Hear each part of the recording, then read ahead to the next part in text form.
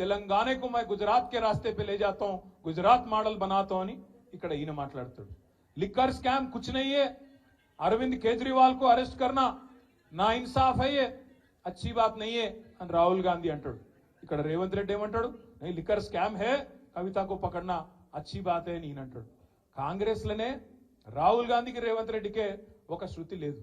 ఈయన ఇయాల బీజేపీ పాట పాడుతున్నాడు। ఇక్కడ ఉన్న ఆయన రేవంత్ రెడ్డి మీరు యాద పెట్టుకోండి, ఇలా రాసి పెట్టుకోండి, పార్లమెంట్ ఎన్నిక తర్వాత ఈ రేవంత్ రెడ్డి అంటాడు, ఎందుకంటే కాంగ్రెస్ గెలవది పీకది, వాళ్ళతో ఏం కాదు, దేశంలో ఊదు కాలది పీరు లేవది, వాళ్ళతో ఏం కాదు, 40 సీట్లు కూడా దాటే పరిస్థితి లేదు। 40 సీట్లు దాటకపోతే వెంటనే జంప్ అయ్యే మొట్టమొదటి క్యాండిడేట్ ఈ దేశంలో ఎవడన్నా ఉన్నాడు అంటే ఈ రేవంత్ రెడ్డి మళ్ళా మొత్తం ముఠా కట్టుకొని ఈ నాగేందర్ను బిగేందర్ అందరిని తీసుకొని బీజేపీలకు జంప్ అయ్యే మొదటి క్యాండిడేట్ ఇదే రేవంత్ రెడ్డి, మీరు రాసి పెట్టుకోండి। నేను ఇప్పటికీ ఒకసారి కాదు 10 సార్లు అన్నా ఈ మాట, ఒక్కసారి అనలే ఈ మాట 10 సార్లు అన్నా। నేను అన్న ప్రతి చిన్న మాటకు స్పందిస్తాడు రేవంత్ రెడ్డి, గిట్లనో గట్లనో అంటే అన్నిటికి స్పందిస్తాడు। కానీ బీజేపీలకు పోతావాడ, నువ్వు బీజేపీలకు పోతావు అనే ఆరోపణ నేను పెడితే 10 సార్లు అంటే కూడా ఒక్కసారి కూడా ఇప్పటివరకు ఒక్క మాట చెప్తలేడు। నేను ఓను బై, నేను జీవితాంతం కాంగ్రెస్లోనే ఉంటా అని ఒక్క మాట పొరపాటున మాట్లాడతాడా? మాట్లాడాడు। ఆయన మాటలు ఎట్లున్నాయో మీరు చూస్తున్నారు, ఏం మాట్లాడుతున్నాయో ముఖ్యమంత్రి కూడా అట్లా మాట్లాడచ్చా? సెక్రటేరియట్ పోతాడు, నేను ఇక్కడ లంకె బిందెలు ఉంటాయనుకొని వచ్చినా లంకె బిందెలు లేవు, ఖాళీ కుండలు ఉన్నాయి అంటాడు। ఇప్పుడు నేను అడుగుతున్న ఒకటే, మీకు లంకె బిందెలు అంటే వాటి కోసం ఎవరు తిరుగుతారు? గడ్డపారలు పట్టుకొని, తటపారలు పట్టుకొని, నెత్తి మీద బట్టలు కట్టుకొని అర్ధరాత్రి దొంగలు తిరుగుతారు।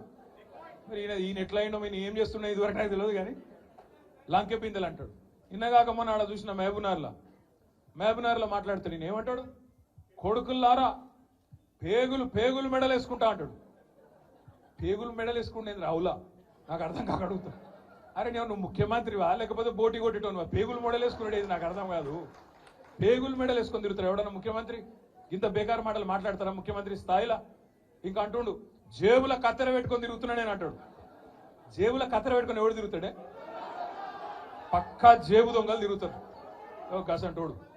అయ్యా రేవంత్ రెడ్డి గారు, జేబుల కత్తెర దగ్గర పైలం అటు ఇటు అయితే డేంజర్ ఉంటుంది సుమా, చాలా డేంజర్, జాగ్రత్తగా పెట్టుకోండి। ఎందుకంటున్నా అంటే గీన మన కర్మ, మన ముఖ్యమంత్రి జేబుల కత్తెర పెట్టుకొని తిరుగుతా, మెడల పేగులు వేసుకుంటా, లంకె బిందెలు పెట్టుకొని గీవిడ అవే మన ముఖ్యమంత్రి? రైతు బంధు ఈరా మగడ అంటే అది శాత కాదు, కరెంట్ ఇయనికి శాత కాదు, మహిళా సోదరి మనులకు నెలకు 2500 ఇస్తాను అది ఈరా భయ అంటే అది లేదు, నెలకు 4000 ఇస్తా ముసలోళ్ళ కన్నా అదేదిరా భయ అంటే అది దిక్కు లేదు, ఇది ఏది తులం బంగారం అన్న ఆడపిల్లల పెళ్లికి అదేదిరా అంటే అది లేదు, ఇవేవి లేవు। అందుకే దాన్ని కవర్ చేయడానికి ఏం చేస్తుండు, ఫోన్ ట్యాపింగ్ అవుతుంది అంటాడు। ఏడైతుందిరా భయ, ఏమైతుంది బయట పెట్టంటే మనకు చెప్పాడు, యూట్యూబ్లకు లింక్లు ఇస్తాడు, యూట్యూబ్లకు మీడియాలకు లింక్లు ఇచ్చి వీళ్ళ ఫోన్ ట్యాప్ అయింది, వాళ్ళ ఫోన్ ట్యాప్ అయింది, ఇదైపోయింది అదైపోయింది, చెయ్యి నీ చేతులు ఉంది కదా అధికారం, ఏం చేస్తావు చెయ్యి అద్దంటారు ఎవరన్నా? ఏమన్నా తప్పు జరిగితే విచారణ చేయి, మేము అద్దంటలేం కదా, ఎక్కడెక్కడ తప్పులు జరిగినావో తీ, ఎవరు తప్పులు చేసినో వాళ్ళ మీద చర్య తీసుకో, భయపడతాం ఎవడు కూడా ఇక్కడ భయపడ్డాడు ఎవడు లేనే లేడు, నువ్వు ఎంటిగా కూడా వీకలేవు అనే మాట కూడా నేను విజ్ఞప్తి చేస్తా ఉన్నా। మీరు దయచేసి నేను మిమ్మల్ని కోరేది ఒకటే, మనం వీటికి ఆగం కావద్దు।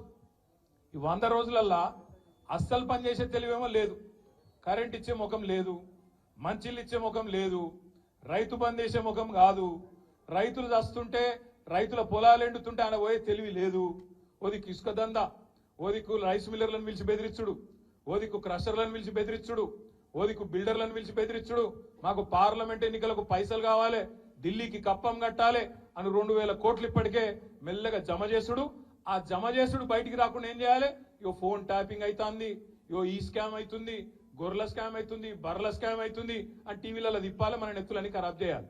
అసలు కథ ఏంది, కిందనేమో ఇసుక స్కామ్ లో ఒక మంత్రి దొరుకుతాడు, ఇంకో దగ్గర రైస్ మిల్లర్లు ఇంకో మంత్రి బెదిరిస్తాడు, ఇంకో దగ్గర క్రషర్ల మీద దాడులు చేసుకుంటా అక్కడ పైసలు వసూలు చేస్తారు, ఇక్కడ బిల్డర్ల మీద దాడులు చేసుకుంటా ఇక్కడ పైసలు వసూలు చేస్తారు। నేను అడుగుతున్నా రేవంత్ రెడ్డి, హైదరాబాద్ పరిధిలో ఇలా నువ్వే మున్సిపల్ మంత్రివి, నేను ఇదివరకు మొన్నటిదాకా నేను డిసెంబర్ దాకా నేను మంత్రిగా ఉంటి కాబట్టి నాకు తెలుసు, డిపార్ట్మెంట్ లో ఏం జరుగుతుందో నాకు కూడా తెలుసు। ఇవాళ నేను అడుగుతున్నా, గత 3 నెలలుగా హైదరాబాద్ లో బిల్డింగ్ పర్మిషన్లు ఎందుకు వస్తలేవు? ఏ కారణం చేత బంద్ పెట్టినావు? బిల్డర్లను పిలిచి బెదిరించి మీరు పైసలు కడితేనే పర్మిషన్ ఇస్తా అంటున్న మాట వాస్తవం కాదా? ఢిల్లీకి 2500 కోట్లు నువ్వు సామంతరాజు కాబట్టి ఢిల్లీకి కప్పం కట్టాలి కాబట్టి ఇవాళ అక్కడ 2,500 కోట్లు జమ చేసి కట్టిన మాట వాస్తవం కాదా? ఇవి దోపిడి సొమ్ము కాదా? ఇలా నువ్వు మాట్లాడతావు ఈ తప్పు జరిగింది ఆ తప్పు జరిగింది అని బోగస్ ముచ్చట్లు, కేసీఆర్ని తిట్టుడు, అడ్డమైన ఛానళ్లలో ప్రచారాలు చేసుడు, పబ్లిక్ దిమాక్ అంతా ఫిరాయించిపోయేటట్టు అడ్డమైన మాటలు మాట్లాడు, అసలు మాటలు మాట్లాడు. ఈ మధ్యలో మీరు తెలుసు హైదరాబాద్ లో ఏం జరిగిందో పద్మారావు గారికి కూడా మన కేసీఆర్ గారు చెప్పినారు, గోపి గారు కూడా చెప్పినారు. హైదరాబాద్ లో మనం ఉన్నప్పుడు 20,000 లీటర్లకు ఫ్రీ నీళ్ల కోసం 11.5 లక్షల మందికి దగ్గర 11.5 లక్షల కుటుంబాలకు 20,000 లీటర్లకు ఫ్రీ నీళ్లు ఇచ్చినాం. కానీ ఈ ప్రభుత్వం వచ్చినాక, కాంగ్రెస్ ప్రభుత్వం వచ్చినాక మొన్న దగ్గర 8 లక్షల కుటుంబాలకు కొత్తగా 1,000 రూపాయల బిల్లులు పంపిస్తా ఉన్నారు బస్తీలలో. ఇయ్యాలి దాని మీద కొట్టాడవలసిన బాధ్యత మన మీదనే ఉన్నది అనే మాట నేను మీకు గుర్తు చేస్తా ఉన్నా, విజ్ఞప్తి చేస్తా ఉన్నా. అదే విధంగా ఫ్రీ కరెంట్ అన్నారు, ఫ్రీ కరెంట్ 200 యూనిట్ల వరకు అన్నారు. మరి ఈరోజు ఏమైతుంది? ఇళ్లల్లా కిరాయినోళ్ళకేమో వర్తించది, ఓనర్కు మాత్రమే ఇస్తాం అని చెప్పి ఇలా కిరాయినోళ్లకు ఇయ్యకుండా అందరికి ఇస్తామని మొదలు చెప్పిండ్రు. మొదలేమో అందరికి అన్ని ఫ్రీ అన్నారు, ఇప్పుడేమో కొందరికే కొన్ని ఫ్రీ అంటాను. రేషన్ కార్డు అని కట్టింగ్, ఇంకోటని కట్టింగ్ పెట్టి కటింగులు చేసే ప్రయత్నం చేస్తున్నారు. దీని మీద కూడా అడ్డుకోవాల్సిన బాధ్యత, పోరాడవలసిన బాధ్యత, ప్రజలకు చెప్పవలసిన బాధ్యత మన మీదనే ఉన్నది. ఇవాళ కాంగ్రెస్ వాళ్ళు నమ్ముకున్నదేమో పచ్చి అబద్ధాల ప్రచారాలను, హైదరాబాద్ లో ఉండే కొంతమంది టీవీ ఛానళ్లను అడ్డం పెట్టుకొని, యూట్యూబ్ ఛానళ్లను అడ్డం పెట్టుకొని దిమాగ్ ఖరాబ్ చేసే ప్రయత్నమేమో వాళ్ళు చేస్తాండ్రు. ఇక బీజేపీలకు తెలిసింది ఒకటే ఒక విద్య, రామ్ నామ్ జపనా పరాయమాల అప్నా. 10 ఏళ్ళు ఏం బిక్కిండ్రా అంటే అది చెప్పనికి ఏం లేదు. 10 ఏళ్ళు ఏం చేసిరా మోడీ గారి దేశానికి అంటే చెప్పేందుకు ఏం లేదు కిషన్ అన్నకు. అందుకే ఏం చెప్పాలి? జై శ్రీరామ్. మేము కూడా జై శ్రీరామే, మాకేం అభ్యంతరం లేదు. కానీ కాకపోతే మీరు ఆడుతున్న ఈ నాటకం, రాముణ్ణి అడ్డం పెట్టుకుని ఆడుతున్న నాటకం ఏదైతుందో తప్పకుండా అందరం కూడా పసిగట్టవలసిన అవసరం ఉంది.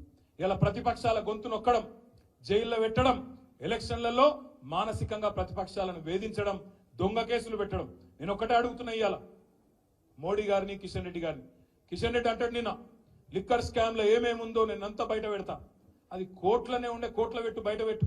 నిజంగా తప్పు జరిగితే బయట పెట్టి కోర్టులో జడ్జి గారు శిక్ష వేస్తాడు, తప్పకుండా న్యాయం జరుగుతుంది. ఇష్టం వచ్చినట్టు బయట ఒర్లుడు, నోరు వారేసుకున్నాడు కాదు. 5 ఏళ్లు కేంద్ర మంత్రిగా సికింద్రాబాద్కి ఏం చెప్పినావో, ఏం చేసినావో ఇప్పటి వరకు చెప్పుమని చెప్పి నేను అడుగుతా ఉన్నా. చెప్పి ఓటు అడుగుమని చెప్పి నేను కోరుతా ఉన్నా. పద్మారావు గారు ఇప్పుడే ఒక మాట అన్నారు, నేను రాబోయే 5 ఏళ్ల పాటు సికింద్రాబాద్ ఎంపీగా మీకు ఎల్లవేళలా ఎమ్మెల్యేగా ఎట్లా అందుబాటులో ఉన్నానో అట్లనే ఉంటా. మీకోసం గొంతు విప్పుతా, మీకోసం పార్లమెంట్ లో కొట్లాడతా, సికింద్రాబాద్ హక్కుల కోసం, సికింద్రాబాద్ ప్రజల కోసం తప్పకుండా మీ గొంతునై పార్లమెంట్ లో వాదిస్తా అనే మాట పద్మారావు గారు చెప్తా ఉన్నారు. ఇలా పోటీ 3 నాయకులకు మధ్యన జరుగుతున్నది. ఒక ఫెయిల్ అయిన ఎంపీ కిషన్ రెడ్డి గారు ఎందుకు పనికిరాడనే ఒక ఆలోచన ప్రజలకు వచ్చి ఖచ్చితంగా ఓడగొట్టాలి కిషన్ రెడ్డిని అనే ఒక ఆలోచనకు సికింద్రాబాద్ లో ఇప్పటికీ